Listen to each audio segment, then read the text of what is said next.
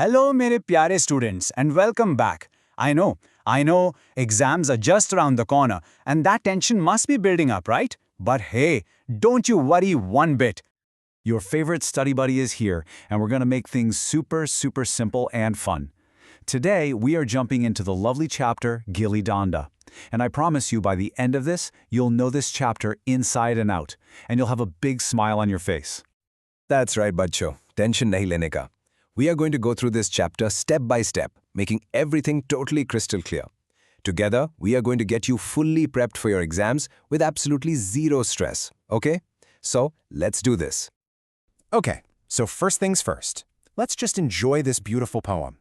You know, if you really understand the poem's feeling, answering any question becomes a piece of cake. So, come on, read it along with me from the screen. Isn't that just so lovely? In the playground, we gather around. You can just feel it, can't you? It's all about friendship and that simple happiness of just playing together. And that last line, we play with joy, watch it go. Ah, what wonderful positive energy. And this part just paints the perfect picture. You can almost feel it. The small gilly, up high it flies. Wow, the poem uses such happy words like laughing, playing, and fun. It's all about being outdoors, with your friends, under the warm golden sun. Just beautiful. Okay, now that we've really felt the poem, let's tackle some questions. And hey, don't think of it as a test. Think of it as a fun little challenge that we're going to solve together, as a team. You ready? So here's the first one. Super simple question. Which game are we talking about? And what stuff do you need to play it? Socho, think. The answer is sitting right there in the poem. And there you have it. The poem is all about Gilli Danda. And to play, you just need two things. A long stick, that's the danda, and a small pointy piece of wood, which is the gilli. You know, it's our very own desi version of cricket. So much fun! All right, let's move on to the next one. How do the children actually feel when they're playing this game? Try to remember those special words from the poem that describe their feelings. I'll give you a second to think. Absolutely right.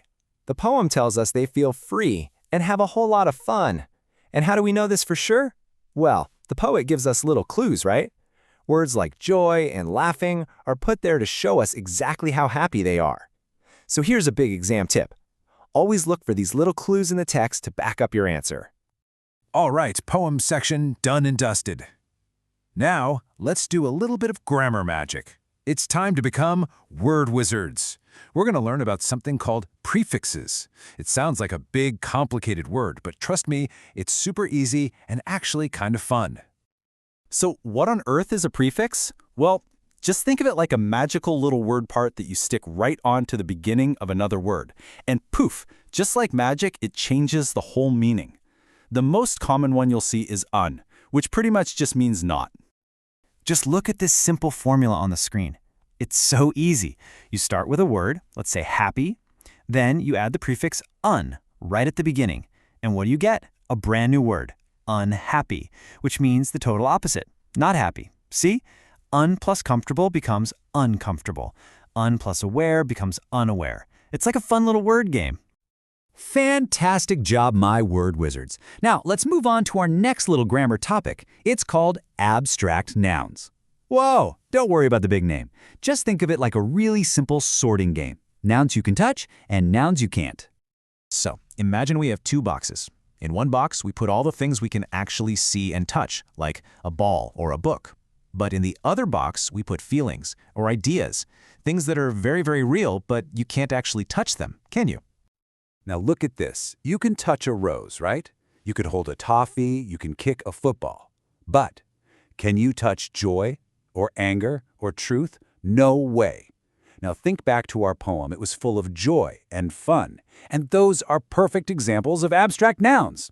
So basically, any noun that names something you cannot physically touch is an abstract noun. Simple, isn't it? Okay, one last quick grammar practice on possessive pronouns. These words are super easy, they just show who owns something. Let's fill in these blanks together, okay? I'll pause for a second after each one so you can shout out the answer. Ready? First one. These crayons belong to me. They are mine? Good job. Next, the toy train belongs to Mudit. It is his. Perfect. The house belongs to my cousins. It is theirs. And the very last one, this is your book. It is yours. You guys are fantastic. You are all doing so well. We are on the final lap now. Let's do a super fast, lightning round revision of everything we've learned, just to lock it all in our minds for the exam. So, what are the most important points to remember? 1. Gilli Danda is a fun outdoor game. 2. The poem is all about feelings of joy and freedom. 3. Prefixes like un get added to the beginning of a word to change its meaning. 4. Abstract nouns are feelings you can't touch, like happiness. And 5. Possessive pronouns show who owns what, like mine, yours, and his. Got it? Perfect! Now before we finish up, let's end with a fun little riddle from your textbook. Listen carefully. It belongs to you, but your friends use it more than you do. What is it? Any guesses? The answer is your name, of course. Your friends are always using it to call you, right? Okay, my dear students, that's all for today. You've done a wonderful job. All the very, very best for your exams, bachcho. Study well, stay calm, and please remember, you are all brilliant. You are going to do great. Bye for now.